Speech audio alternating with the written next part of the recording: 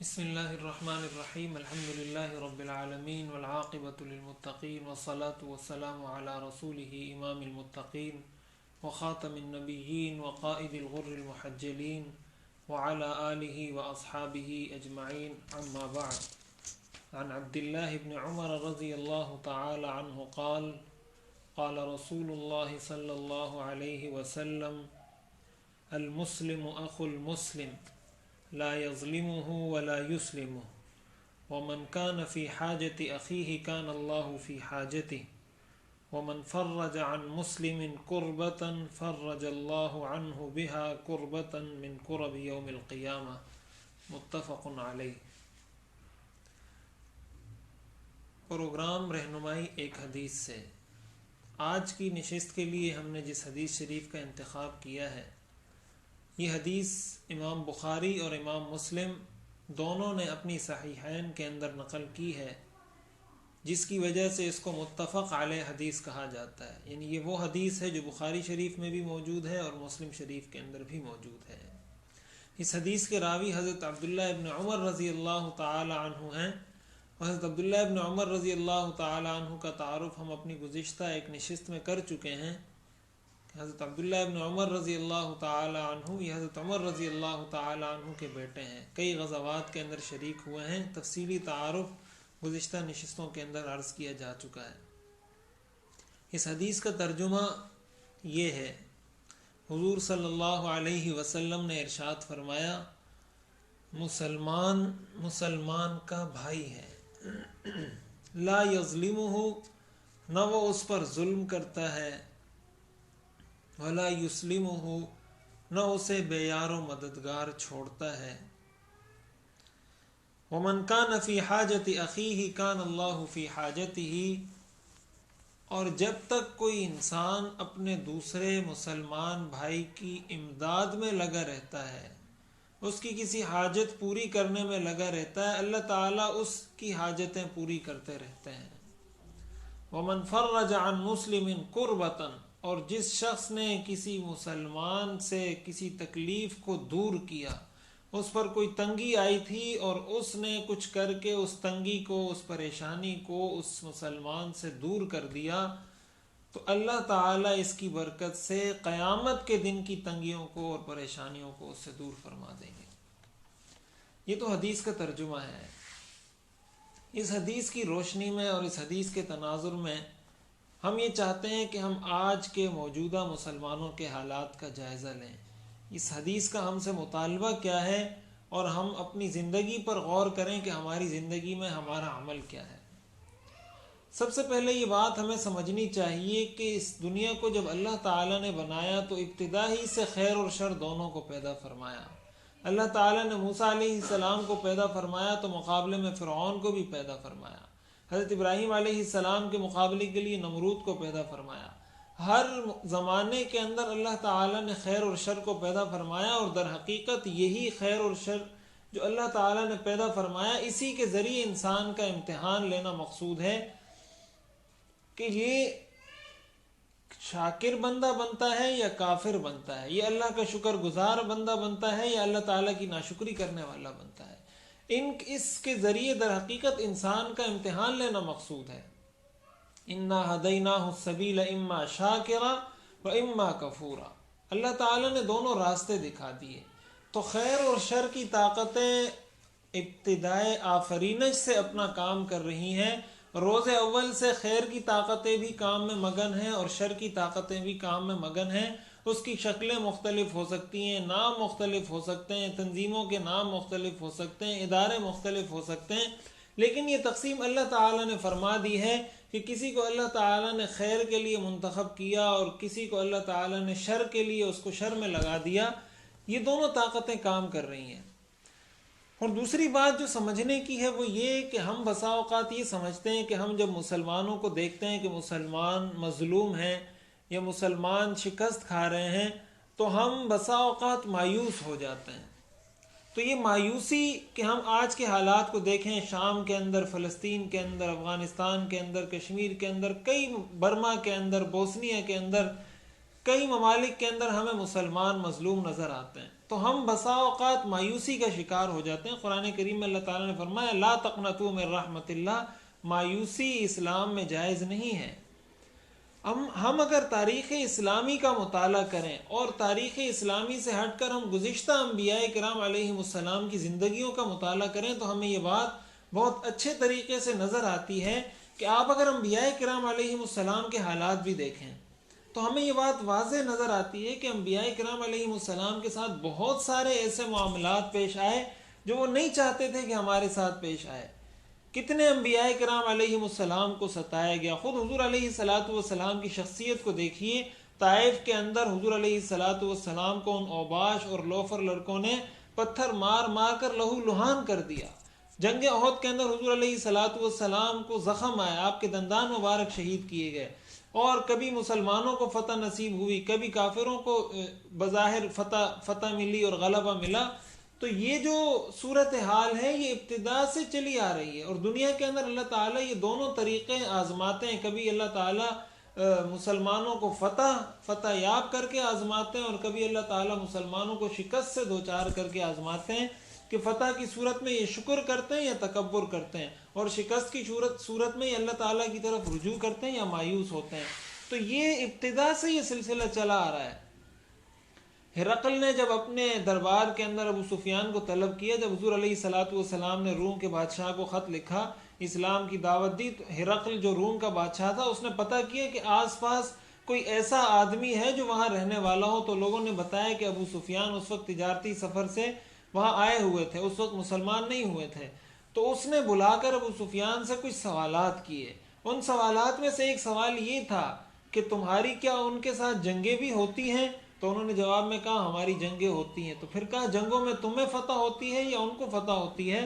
تو ابو سفیان نے جواب دیا الحرب بیننا وبینہ سجال ینال منا وننال منہ، کہ جنگ میں تو کبھی ایسا ہوتا ہے کہ کبھی ان کا پلڑا بھاری ہوتا ہے، کبھی وہ جیت جاتے ہیں، کبھی ان کو فتح مل جاتی ہے اور کبھی ہمیں غلبہ مل جاتا ہے۔ تو یہ بات ہمیں اچھے طریقے سے پتہ ہونی چاہیے کہ یہ سلسلہ روز اول سے چلا ہے، اور اس دنیا کے اندر بھی کبھی ہم اپنے حالات کو اگر دیکھیں تو ہمیں بھی یہ چیزیں سمجھ آنی چاہیے، تاریخ سے ہمیں پتہ چلنی چاہیے کہ کبھی فتح ملتی ہے، کبھی شکست ہوتی ہے۔ لیکن سوال یہ پیدا ہوتا ہے کہ پھر اگر شکست ہے یا ہم مظلوم ہیں یا ہمیں ظلم و ستم کا اور تشدد کا مسلمانوں کو نشانہ بنایا جا رہا ہے، ہم مایوس نہ ہوں تو کیا کریں؟ ہمیں کیا کرنا چاہیے؟ اب اس کے لیے جو بہترین اصول ہمیں قرآن اور حدیث سے ملتا ہے وہ حضور علیہ الصلاۃ والسلام کی یہ مبارک حدیث ہے۔ حضور علیہ الصلاۃ والسلام نے ارشاد فرمایا من رأى منکم منکرا فلیغیرہ بیدہ فإن لم یستطع فبلسانہ فإن لم یستطع فبقلبہ وذلک اضعف الایمان، کہ تم میں سے کوئی شخص اگر کوئی برا کام دیکھتا ہے، کوئی برائی دیکھتا ہے، تو اس کو چاہیے کہ اپنے ہاتھ سے اس کو روکے۔ ہاتھ سے نہیں روک سکتا، زبان سے روکے۔ زبان سے نہیں روک سکتا، اپنے دل سے اس کو برا جانے، اور یہ ایمان کا کمزور ترین درجہ ہے۔ اس حدیث سے ہمیں جو اصول ملتا ہے وہ اصول یہ ملتا ہے کہ ہم اپنے بس کا کام کریں، ہم اپنے حصے کا کام کریں۔ حضور علیہ الصلاۃ والسلام نے یہ تک ارشاد فرمایا کہ کوئی کچھ نہیں کر سکتا، دل سے کسی چیز کو برا سمجھ سکتا ہے تو یہ بھی اس کی ذمہ داری ہے شرعاً کہ وہ کم از کم یہ کام تو کرے کہ دل سے اس چیز کو برا جانے۔ اس لیے ایسے حالات کے اندر ہمارا فرض یہ بنتا ہے، شریعت کا ہم سے مطالبہ یہ ہے کہ ہم اپنی ذمہ داری پوری کریں۔ ہم دیکھیں کہ مسلمانوں کو شام کے اندر، برما کے اندر اور دیگر کئی ممالک کے اندر تشدد اور ظلم کا نشانہ بنایا جا رہا ہے، ہم ان کے لیے کیا کر سکتے ہیں؟ کیا ہم اپنے ہاتھ سے کچھ کر سکتے ہیں؟ کیا ہم اپنے مال سے ان کی کچھ مدد کر سکتے ہیں؟ کیا ہم اپنے قلم سے ان کی کچھ مدد کر سکتے ہیں؟ کیا ہم سوشل میڈیا استعمال کرتے ہیں یا ہمارا میڈیا سے تعلق ہے، ہماری میڈیا سے وابستگی ہے؟ کیا ہم فیس بک، ٹویٹر، واٹس ایپ ان چیزوں کو ان کے لیے استعمال کر سکتے ہیں؟ کیا میں ایک پوسٹ کو جو کسی شامی مظلوم مسلمان بھائی کی امداد کے لیے بنائی گئی ہے، کیا میں اس کو شیئر کر سکتا ہوں یا نہیں؟ اور آیا اس شیئر کرنے کی مجھے قدرت ہے یا نہیں؟ سوال یہ پیدا ہوتا ہے کہ کیا میں اپنے حصے کا کام کر رہا ہوں یا نہیں؟ شریعت کسی انسان کو اس کی وسعت سے زیادہ کسی کام کا مکلف نہیں بناتی کہ ایک چیز انسان کے بس میں نہیں اور شریعت حکم دے دے کہ یہ کام آپ نے کرنا ہے۔ لیکن اگر کوئی آدمی اپنے بس کا کام نہیں کرتا، کوئی آدمی اگر اپنے بس کا کام نہیں کرتا تو اس کا مطلب یہ ہے کہ وہ شرعاً مجرم ہے۔ اب اس وقت شام کی صورتحال اگر دیکھیں، ترکی کے اندر لاکھوں شامی مہاجرین نے پناہ لی ہے، اور وہ بیچارے بے یار و مددگار، یہ انبیاء کرام علیہم السلام کی اولاد ہے، صحابہ کی اولاد ہے۔ اس سرزمین کو انبیاء کی سرزمین، صحابہ کی سرزمین کہا جاتا ہے۔ قرآن اور حدیث کے اندر مکہ مکرمہ اور مدینہ منورہ کے بعد سب سے زیادہ فضائل جس خطے اور جس زمین کے ٹکڑے کے آئے ہیں وہ شام کے آئے ہیں۔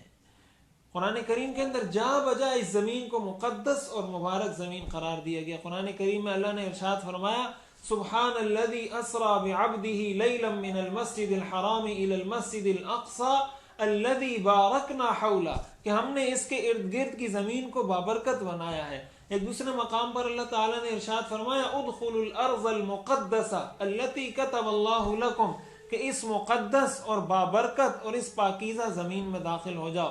حضرت سلیمان علیہ السلام کا تذکرہ کرتے ہوئے اللہ نے فرمایا، وَلِسُلَيْمَانَ الرِّيحَ عَاصِفَةً تَجْرِي بِأَمْرِهِ إِلَى الْأَرْضِ الَّتِي بَارَكْنَا فِيهَا، کہ ہم نے سلیمان علیہ السلام کو جو معجزہ دیا اس کے اندر بھی اللہ تعالیٰ نے اس زمین کا ذکر کیا، اور اسی خاص صفت کے ساتھ کہ یہ زمین بابرکت ہے۔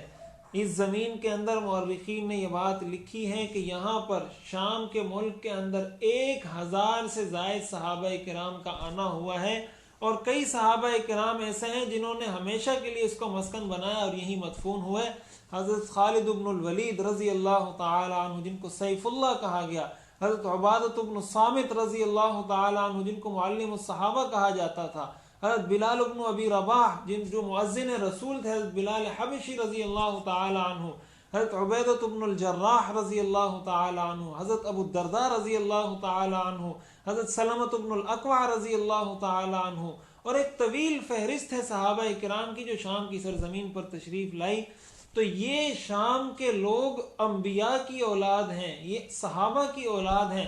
حضور علیہ الصلوۃ والسلام نے ارشاد فرمایا، الخلق عیال اللہ، مخلوق اللہ کا کنبہ ہے، اور اللہ کے نزدیک اپنی مخلوق میں محبوب اور پسندیدہ وہ شخص ہیں جو اللہ کی عیال کے ساتھ، اللہ کے کنبے کے ساتھ اچھا سلوک کرنے والا ہو۔ تو شامی مہاجرین کے ہم پر 2 حقوق ہیں۔ ایک حق تو وہ یہ کہ وہ اللہ کی عیال ہیں، اللہ کی مخلوق ہیں، اللہ کا کنبہ ہیں، اور دوسرا حق یہ کہ وہ صحابہ کی اولاد ہیں، انبیاء کی اولاد ہیں۔ اور تیسرے نمبر پر اگر ہم اس حدیث کو دیکھیں جس کو ہم نے آج اس نشست کا موضوع بنایا، حضور علیہ الصلوۃ والسلام نے ارشاد فرمایا، المسلم اخو المسلم، مسلمان کا بھائی ہے، لا یظلمہ ولا یسلمہ، نہ وہ اس پر ظلم کرتا ہے نہ اسے بے یار و مددگار چھوڑتا ہے۔ یہ حدیث کے الفاظ ہمیں جھنجھوڑنے کے لیے کافی ہیں کہ کیا ہم نے اپنے مسلمان بھائیوں کو بے یار و مددگار چھوڑا ہے یا نہیں؟ کیا ہم نے ان کے حق میں اپنے بس کا کام کیا ہے یا نہیں؟ کیا ہمارے بس میں یہ بھی نہیں کہ ہم اپنے شامی مہاجرین بھائیوں کے ساتھ 1 روپے کا تعاون کریں؟ کیا ہمارے بس میں یہ بھی نہیں کہ ہم ان کے حق میں سوشل میڈیا پر آواز بلند کریں؟ کیا ہمارے بس میں یہ بات بھی نہیں کہ ہم ان کے لیے کوئی پوسٹ بنا کر شیئر کر دیں؟ ہر انسان کچھ تو کر سکتا ہے۔ ابھی حال ہی کے اندر ہماری قوم کی بیٹی ڈاکٹر عافیہ صدیقی کے لیے ایک انتہائی سنہری موقع تھا ان کی رہائی کا، لیکن ہمارے ارباب اقتدار نے اس سنہری موقع کو ضائع کیا۔ اور ہم میں سے اگر ہر شخص اپنا جائزہ لے تو میں سمجھتا ہوں کہ ہم میں سے بہت سارے ایسے لوگ ہوں گے جنہوں نے اپنے بس کا کام نہیں کیا۔ یقیناً قیامت کے دن ہم سے اس چیز کا سوال ہوگا کہ تمہارے بس میں یہ کام تو تھا، یہ تم نے کیوں نہیں کیا؟ حضور علیہ الصلوۃ والسلام نے فرمایا، المسلم اخو المسلم لا یظلمہ ولا یسلمہ، کہ اس کا کام یہ نہیں کہ اپنے مسلمان بھائی کو بے یار و مددگار چھوڑ دے، بلکہ اس کا کام یہ ہے کہ جب وہ کسی کو پریشانی میں دیکھے تو اس کی پریشانی میں اس کی مدد کرے۔ آگے حضور علیہ الصلوۃ والسلام نے فرمایا، من کان فی حاجت اخیہ کان اللہ فی حاجتہ، کہ جو اپنے مسلمان بھائی کی مدد کرتا ہے اللہ تعالیٰ اس کی مدد کرتے ہیں۔ آج ہم میں سے ہر شخص یہ چاہتا ہے کہ اللہ تعالیٰ ہماری مدد کریں، اللہ تعالیٰ کی نصرت نازل ہو، اللہ تعالیٰ ہمیں فتح یاب کریں، مدد اور نصرت کے فیصلے ہمارے حق میں ہوں۔ حدیث شریف کے اندر اس کے لیے جو فارمولہ بتایا گیا، جو نسخہ بتایا گیا، وہ یہ کہ ہم اپنے دوسرے مسلمان بھائیوں کے کام آئیں، ہم اپنے پڑوسیوں کے کام آئیں، اپنے رشتہ داروں کے کام آئیں، اپنے بھائیوں کے کام آئیں۔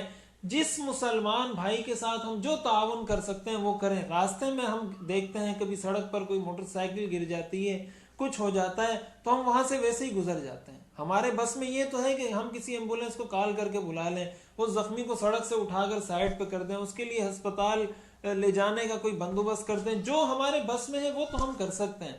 تو اللہ حضور علیہ الصلوۃ والسلام نے یہ فرمایا کہ جب تک کوئی مسلمان اپنے دوسرے مسلمان بھائی کی مدد کرتا رہتا ہے اللہ تعالیٰ اس کی مدد میں لگے رہتے ہیں.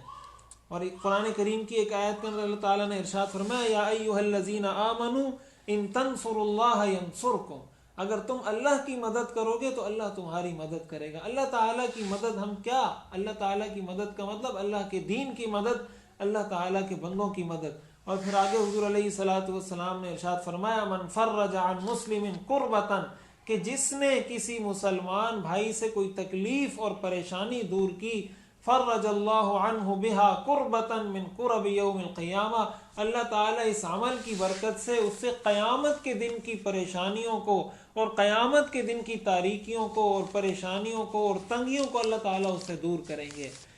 اس لیے اگر ہم خلاصہ نکالیں اپنی آج کی گفتگو کا تو خلاصہ یہ ہے کہ شریعت ہر آدمی سے یہ مطالبہ کرتی ہے کہ وہ اپنے بس کا کام کرے. آج اگر ہم دیکھیں الکفر ملت واحدہ کا عملی نمونہ ہمیں سمجھ آ رہا ہے.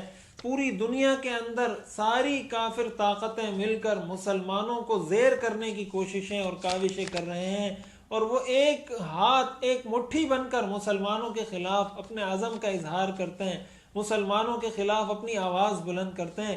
لیکن قرآن کریم میں جو اللہ تعالیٰ نے یہ فرمایا انما المؤمنون اخوۃ، یہ جو فرمایا فاصبحتم بنعمتہ اخوانا، یہ جو فرمایا المسلم، حضور علیہ الصلوۃ والسلام نے یہ جو فرمایا المسلم اخو المسلم، ہم یہ سوچیں کہ ہم اس کا عملی مظاہرہ کب کریں گے، ہم دنیا کو کب بتائیں گے کہ مسلمان ایک قوم ہے. ہم میں سے ہر شخص یہ چاہتا ہے کہ مسلم قوم، مسلم امہ کے اندر اتحاد آئے، اتفاق آئے، یگانگت آئے، یکجہتی آئے. لیکن اس کے لیے ہم نے کیا اقدام کیا؟ ہم یہ اقدام تو کر سکتے ہیں کہ جہاں ہم اپنے کسی مسلمان بھائی کو مظلوم دیکھیں اور ہم اس کے لیے اپنے ہاتھ سے کچھ نہیں کر سکتے، خود کچھ نہیں کر سکتے، تو اپنے مال سے تو کچھ کر سکتے ہیں. اپنے مال سے کچھ نہیں کر سکتے، زبان سے تو کچھ کر سکتے ہیں، زبان سے کچھ نہیں کر سکتے، قلم سے تو کچھ کر سکتے ہیں. کسی کو یہ حق بات، حق پیغام آگے شیئر تو کر سکتے ہیں، آگے پہنچا تو سکتے ہیں کہ اگر میں خود اس پر عمل نہیں کر سکتا یا میں خود اس کا اہل نہیں یا مجھے اللہ تعالیٰ نے اس کی صلاحیت نہیں دی، تو ہو سکتا ہے یہ چیز میں آگے شیئر کروں، یہ چیز میں آگے پہنچاؤں، ہو سکتا ہے اللہ تعالیٰ کسی اور کو عمل کی توفیق نصیب فرما دے. تو یہ تو ہمارے بس میں ہے. تو یہ چیز ہمارے اندر اگر پیدا ہو جائے تو یقیناً ہماری فتح اور نصرت اللہ تعالیٰ کی طرف سے مقدر ہے اور مسلمانوں کو فتح اور نصرت ہی ملے گی. لیکن اس شرط کے ساتھ کہ ہر آدمی اپنے حصے کا کام پورا کرے. ایک حدیث کے اندر حضور علیہ الصلوۃ والسلام نے ارشاد فرمایا، حضرت نعمان بن بشیر رضی اللہ تعالیٰ عنہ اس حدیث کے راوی ہیں اور یہ حدیث بخاری اور مسلم دونوں کے اندر موجود ہے. حضور علیہ الصلوۃ والسلام نے ارشاد فرمایا مثل المؤمنین فی توادہم وتراحمہم وتعاطفہم مثل الجسد اذا اشتکى شیئا تداعى له سائر الجسد بالسہر والحمى، کہ مسلمانوں کی مثال آپس میں ایک دوسرے کے ساتھ شفقت کرنے میں، آپس میں ایک دوسرے پر رحم کرنے میں، آپس میں ایک دوسرے کے ساتھ مہربانی کا معاملہ کرنے میں بالکل ایسی ہے جیسے ایک جسم ہوتا ہے. اذا اشتکى شیئا تداعى له سائر الجسد بالسہر والحمى، کہ جب اس کے کسی ایک جسم کے کسی حصے کو تکلیف پہنچتی ہے تو سارا جسم رات کو بے خواب رہتا ہے، سارا جسم بے چین رہتا ہے اور پورے جسم کو بخار ہو جاتا ہے. جسم یہ نہیں کہتا کہ اگر اس کے ہاتھ میں چوٹ آئی تو آنکھیں یہ کہیں کہ ہاتھ میں چوٹ آئی، میرا اس سے کیا کنسرن، میرا اس سے کیا لینا دینا، ہاتھ جانے اس کا کام جانے. بلکہ آنکھ بھی پریشان رہتی ہے، دماغ بھی پریشان رہتا ہے، دل بھی پریشان رہتا ہے. حضور علیہ الصلوۃ والسلام نے فرمایا المؤمنون کجسد واحد اذا اشتکى عینہ اشتکى کلہ واذا اشتکى رأسہ اشتکى کلہ. اگر آنکھ میں تکلیف ہو پورا جسم تکلیف میں ہوتا ہے، اگر سر میں تکلیف ہو پورا جسم تکلیف میں ہوتا ہے. ہم آیا یہ درد محسوس کرتے ہیں؟ کیا ہم اپنے جسم کے اندر، اپنے دل اور دماغ کے اندر یہ درد، یہ کڑھن اور یہ مظلومیت، یہ کیا ہم محسوس کرتے ہیں کہ ہمارے مسلمان بھائی مظلوم ہیں؟ تو کیا ہم نے اپنی خرچیوں پر کچھ قابو کیا کہ میں اتنی فضول خرچی کرتا ہوں، اپنے اس خرچے میں سے یہ چیز میں بچا کر میں اپنے مظلوم مسلمان بھائی کی مدد کر لوں گا؟ کیا ہم نے اس چیز پر غور کیا؟ اگر نہیں کیا، اس کا مطلب ہم نے وہ درد محسوس نہیں کیا۔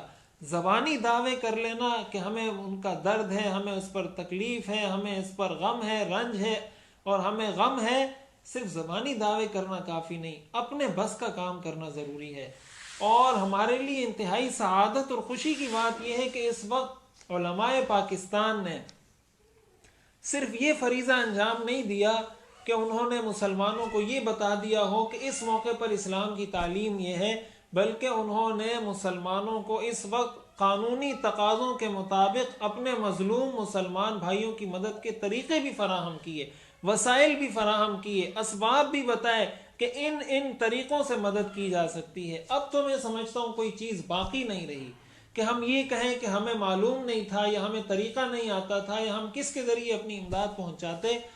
اب تو سب کچھ واضح ہو چکا ہے، اور الحمدللہ پاکستان سے ترکی بہت سارے ادارے جا چکے ہیں، اور جامعۃ الرشید نے خبیب فاؤنڈیشن کے اشتراک سے الحمدللہ وہاں پر ایک ٹھیکے پر ایک پلانٹ لے کر ایک بیکری قائم کی ہے، پاکستان بیکری کے نام سے، جس میں یومیہ 10,000 روٹیاں وہاں کے مہاجر مسلمانوں کو، مہمانوں کو فراہم کی جا رہی ہیں، اور ایک بڑے پلانٹ پر جس میں یومیہ 1.5 لاکھ روٹیاں پکا کر وہاں کے مہمان مہاجرین کو فراہم کی جائیں گی۔ اس پلانٹ کے لیے جگہ کا انتخاب کر کے اس پر بھی کام شروع کر دیا گیا، اور اس پر لاکھوں اور کروڑوں روپے کا خرچہ ہے، اور یہ کام اللہ تعالیٰ کی مدد سے اور مسلمان بھائیوں کی اور خصوصاً اہل پاکستان کی ان کے تعاون سے یہ کام وہاں پر شروع کر دیا گیا ہے۔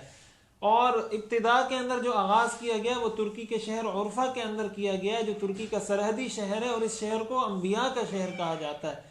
اس کے ایک محلے کا نام ہے یعقوبیہ، ایک محلے کا نام ہے خلیلیہ، ایک کا نام ہے سلیمانیہ، ایک کا نام ہے ایوبیہ۔ یہ انبیاء کا شہر ہے، اور مزے کی بات یہ ہے کہ یہ وہ شہر ہے جس کو ترکی کے اندر غریب شہر سمجھا جاتا ہے۔ یہ غریب شہر ہے، اور سب سے زیادہ مہاجرین اس وقت جو شام سے تشریف لائے ہیں وہ سب سے زیادہ اس شہر کے اندر ہیں۔ اب اور اس کے علاوہ بیت السلام سے حضرت مفتی عبدالستار صاحب دامت برکاتہم وہ خود تشریف لے گئے، انہوں نے وہاں پر کام شروع کیا، اور ایک وہاں ترکی کا ایک ادارہ IHH وہاں پر وہ بہت اچھا کام کر رہا ہے۔ تو یہ سارے حضرات وہ ہیں جو وہاں پر محنت کر رہے ہیں، کام کر رہے ہیں، اپنی جان لگا رہے ہیں، اپنا مال لگا رہے ہیں، اپنی توانائیاں وہاں پر صرف کر رہے ہیں۔ اب سوال یہ پیدا ہوتا ہے کہ ہم کیا کر رہے ہیں؟ ہمارے بس میں جو ہے کم از کم اور کچھ نہیں، یہ ہمارے بس میں ہے کہ اس پیغام کو ہم دوسروں تک پہنچائیں، اس کو ہم آگے شیئر کریں۔ ہو سکتا ہے اس سے کسی کو عمل کی توفیق ہو، تو میرے بس میں اتنا تھا کہ میں شیئر کر سکتا تھا، وہ میں نے کر لیا۔ تو آج کی نشست کا اگر ہم خلاصہ نکالیں تو پہلی بات سمجھنے کی یہ ہے کہ یہ خیر اور شر کی طاقتیں ابتدا ہی سے کام کر رہی ہیں، اور اللہ تعالیٰ نے یہ دنیا کا نظام ایسا ہی بنایا ہے کہ خیر بھی اپنا کام کر رہا ہے، شر بھی مصروف عمل ہے، اخروی اور آخرت میں والعاقبۃ للمتقین۔ اور دوسرے نمبر پر یہ بات سمجھنے کی ہے کہ اگر مسلمانوں کو کہیں پر ظاہراً شکست ہوتی ہے، کہیں پر مظلوم ہوتے ہیں، کہیں انہیں ستم کا اور ظلم کا نشانہ بنایا جاتا ہے، تو اس سے مایوس نہیں ہونا چاہیے۔ یہ نہیں سمجھنا چاہیے کہ اب ہمیں فتح نہیں مل سکتی یا اب ہم کامیاب نہیں ہو سکتے۔ یہ دنیا کے اندر اللہ تعالیٰ نے یہ نظام اسی طرح چلانا ہے۔ انبیاء کرام علیہ السلام کو بھی کبھی فتح نصیب ہوئی، کبھی ان کو ظاہراً دنیا میں شکست نصیب ہوئی۔ تو یہ دنیا کی تاریخ رہی ہے اور اللہ تعالیٰ کی سنت رہی ہے کہ اللہ تعالیٰ کبھی اپنے چاہنے والوں کو فتح نصیب کرتے ہیں اور دیکھتے ہیں کہ یہ شکر ادا کرتے ہیں یا تکبر کرتے ہیں، اور کبھی ان کو شکست دیتے ہیں تاکہ دیکھیں کہ یہ مایوس ہوتے ہیں یا اللہ تعالیٰ کی طرف رجوع کرتے ہیں۔ تو دوسری بات سمجھنے کی یہ ہے کہ ہمیں مایوس نہیں ہونا چاہیے۔ اور تیسرے نمبر پر پھر یہ سوال پیدا ہوتا ہے کہ اگر ہم مایوس نہ ہوں تو ہم کیا کریں؟ تو قرآن اور حدیث کی روشنی میں یہ بات میں نے آپ کے سامنے رکھی کہ قرآن اور حدیث کا مطالعہ اور نچوڑ ہمیں یہ بات اس سے سمجھ آتی ہے کہ مسلمان ایک جسم کی مانند ہے۔ جب ایک جسم کی مانند ہے، اور حضور علیہ الصلوۃ والسلام نے یہ ارشاد فرمایا کہ ہر مسلمان کا اس کی یہ ذمہ داری ہے کہ اپنے حصے کا کام کرے، اپنے بس میں جو ہے وہ کرے۔ زبان سے وہ کچھ کر سکتا ہے، زبان سے آواز بلند کرے، ہاتھ سے کچھ کر سکتا ہے، قلم سے لکھ کر کچھ کر سکتا ہے اس سے کرے، اپنے مال سے کر سکتا ہے کرے، اپنی جان سے مدد کر سکتا ہے کرے، کم از کم کسی چیز کو فیس بک، واٹس ایپ، سوشل میڈیا پر شیئر کر سکتا ہے وہاں شیئر کرے، میڈیا پر اس کے حق میں آواز بلند کر سکتا ہے وہ کرے۔ 1 روپیہ اگر وہ خرچ کر سکتا ہے یہ اس کے بس میں ہے، یہ 1 روپیہ وہ خرچ کرے۔ یہ قرآن اور حدیث کا مطالعہ ہمیں بتاتا ہے کہ ہم اپنے حصے کا کام کریں۔ اور آخر کے اندر یہ بات سمجھنے کی ہے کہ کافر سارے ایک ملت واحدہ بن کر مسلمانوں کے خلاف متحد اور متفق ہو کر مسلمانوں کو نقصان پہنچانے کے لیے پرعزم ہے۔ قرآن اور حدیث کی تعلیمات ہمیں بتاتی ہیں کہ مسلمان بھائی ہیں، مسلمان ایک جسم کی مانند ہیں۔ ہم اگر یہ چاہتے ہیں کہ مسلمانوں میں اتحاد پیدا ہو، اتفاق پیدا ہو، یانگت پیدا ہو، تو اس کے لیے ضروری ہے کہ ہم اپنے حصے کا کام کریں تاکہ دنیا کو یہ پیغام جائے، دنیا کو یہ میسج جائے، دنیا کو پتہ چلے کہ مسلمان دنیا کے جس کونے کے اندر بھی ہوں، ایک مسلمان اپنے دوسرے مسلمان بھائی کا دکھ اور اس کا درد، اگر پاکستان میں بیٹھا ہے لیکن وہ اپنے شام کے مسلمان بھائی کا دکھ اور درد اپنے سینے میں محسوس کرتا ہے، اگر وہ پاکستان میں بیٹھا ہے تو وہ اپنی بہن ڈاکٹر عافیہ صدیقی کا دکھ اور درد اپنے سینے کے اندر محسوس کرتا ہے، اور وہ جو اس کے لیے کر سکتا ہے وہ اس کو کر رہا ہے۔ ایک مرتبہ حدیث کا ترجمہ حضور علیہ الصلوۃ والسلام نے ارشاد فرمایا، مسلمان مسلمان کا بھائی ہے، نہ اس پر ظلم کرتا ہے نہ اس کو بے یار و مددگار چھوڑتا ہے، اور جب تک کوئی مسلمان اپنے دوسرے مسلمان بھائی کی حاجت پوری کرنے میں لگا رہتا ہے اللہ تعالیٰ اس کی حاجتیں پوری کرتے رہتے ہیں، اور جو کوئی کسی دوسرے مسلمان سے تنگی اور پریشانی کو دور کرتا ہے اللہ تعالیٰ اس سے تنگی اور پریشانی کو دور کرتے ہیں۔ یہ حدیث بخاری اور مسلم دونوں کے اندر موجود ہے۔ اللہ تعالیٰ ہمیں عمل کی توفیق عطا فرمائے۔ وآخر دعوانا ان الحمد للہ رب العالمین۔